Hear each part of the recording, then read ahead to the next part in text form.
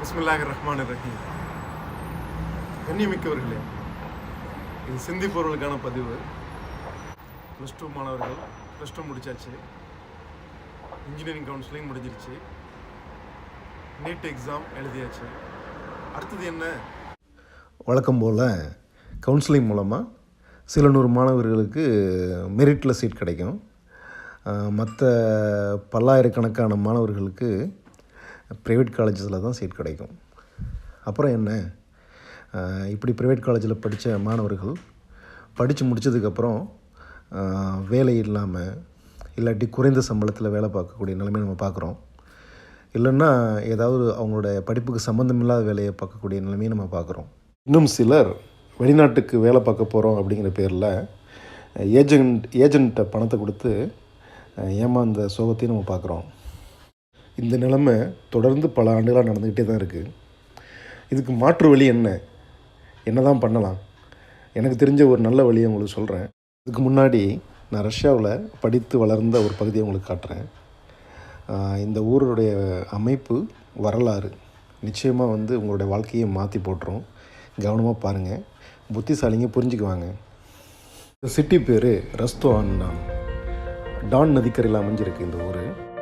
பயணிகள் கப்பல், சரக்கு கப்பல் போக்குவரத்து இருக்குது. இதனால் ரஷ்யாவுடைய பல நகரங்களையும் உலகின் பல நாடுகளையும் ஈஸியாக இணைக்குது. இந்த ஊரை ரோமானியர்கள், துருக்கியர்கள், மங்கோலியர்கள், ரஷ்ய மன்னர்கள் ஆட்சி செஞ்சுருக்காங்க. அதே மாதிரி போர்னால் பாதிக்கப்பட்ட பல நாட்டு மக்களும் இந்த ஊரில் குடியேறியிருக்காங்க. குறிப்பாக துருக்கியால் பாதிக்கப்பட்ட அர்மீனியர்கள், அமெரிக்காவால் பாதிக்கப்பட்ட ஆப்கானிஸ்தானியர்கள், வடகொரியர்கள், வியட்நாம்காரங்க, யூதர்கள், பலஸ்தீனியர்கள், சிரியா, ஏமன் வாசிகள் கணிசமான அளவு இந்த ஊரில் குடியேறியிருக்காங்க. அவங்க தன்னோட கல்வி, பொருளாதாரத்தை நல்லா மேம்படுத்திக்கிட்டாங்க. இந்த ஊரில் 8 யூனிவர்சிட்டிஸ் இருக்குது.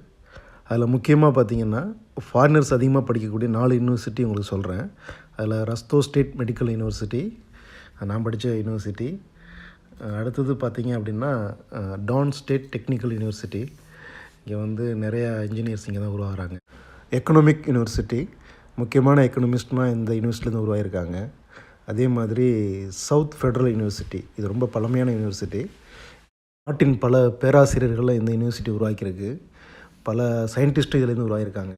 டிரான்ஸ்போர்ட் யூனிவர்சிட்டி, ரஷ்யாவில் மொத்தம் 4 தான், அது இந்த ஊரில் ஒன்று இருக்குது. இந்த யூனிவர்சிட்டி எல்லாமே யூரோப்பியன் டிகிரி கொடுக்குறாங்க. இதை வச்சு நம்ம யூரோப்பில் ஒர்க் பண்ணுறது ரொம்ப ஈஸி. ஸ்டூடெண்ட் விசா மூலமாக இந்த ஊருக்கு செட்டில் ஆகிறது தான் ரொம்ப சிறந்த வழி. ஏன்னா நம்ம கல்வி கற்றுக்கலாம், அதே டயத்தில் பார்ட் டைம் ஜாபும் பார்த்துக்கலாம். விசா செலவும் குறைவு. அதே மாதிரி படிப்பு செலவுக்கு தேவைப்பட்டால் எஜுகேஷன் லோன் கூட இந்தியாவில் வாங்கிக்கலாம். இந்த ஊரில் நீர்வளம் ரொம்ப அதிகமாக இருக்குது. இதுதான் ஃப்யூச்சர். நீருங்கிறது தான் ஃப்யூச்சர். எல்லாருக்கும் புரியும்னு நினைக்கிறேன். முக்கிய தொழில் பார்த்திங்க அப்படின்னா விவசாயம். அது சார்ந்த பிஸ்னஸ் ரொம்ப அதிகமாக இங்கே இருக்கும். இங்கே பார்த்திங்கன்னா விவசாய உபகரணம் தயாரிக்கிற, அதாவது பிரம்மாண்ட உபகரணங்கள் தயாரிக்கக்கூடிய ஃபேக்ட்ரி இந்த ஊரில் இருக்குது. இராணுவ ஹெலிகாப்டர் தயாரிக்கக்கூடிய தொழிற்சாலை இந்த ஊரில் இருக்குது. அது மாதிரி பல ஃபேக்ட்ரிகள் இந்த ஊரில் இருக்குது. வேலைவாய்ப்பு ரொம்ப நிறைஞ்சிருக்கு இந்த ஊரில். பல ஆயிரக்கணக்கான வேலைவாய்ப்புகள் இருக்குது. வெளிநாட்டு மாணவர்கள் சட்டப்பூர்வமாக இங்கே பகுதி நேர வேலை பார்க்கலாம் அப்படின்னு ரஷ்ய அரசாங்கம் அனுமதி அளிச்சிருக்கு. அது ஆகஸ்ட் 5 முதல் அமலுக்கு வந்திருக்கு. மெரிட்டில் சீட் கிடைக்காதவங்க உங்களுடைய பொருளாதாரத்தையும் நேரத்தையும் இந்தியாவில் வேஸ்ட் பண்ணாதீங்க. வாங்க, ரஷ்யாவில் ஒன்று கூடுவோம். நமது கல்வியையும் பொருளாதாரத்தையும் மேம்படுத்துவோம். நம்முடைய குரலை உரத்து ஒழிப்போம்.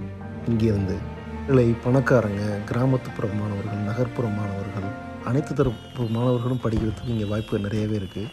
எனக்கு வாட்ஸ்அப் மெசேஜ் பண்ணுங்கள், நான் பதில் சொல்கிறேன். எப்படின்னு சுருக்கமாக சொல்கிறேன், புத்திசாலிங்க புரிஞ்சுக்குவாங்க. ரஷ்யாவுக்கு வாங்க, இந்த பாஸ்போர்ட் வாங்குங்க, இது ரஷ்யன் பாஸ்போர்ட். கூடவே இந்தியன் எம்பசியில் ஓவர்சீஸ் சிட்டிசன் ஆஃப் இந்தியா அப்படிங்கிற ப்ளூ கலர் பாஸ்போர்ட் வாங்குங்க. இதை பற்றி நீங்கள் நெட்டில் விசாரித்து பார்த்துக்குங்க, இதோட பவர் என்னென்னு. இது எப்படி வாங்குறதுன்னு ரஷ்யா வந்ததுக்கப்புறம் நான் உதவி பண்ணுறேன். நிச்சயமாக வெல்கம்.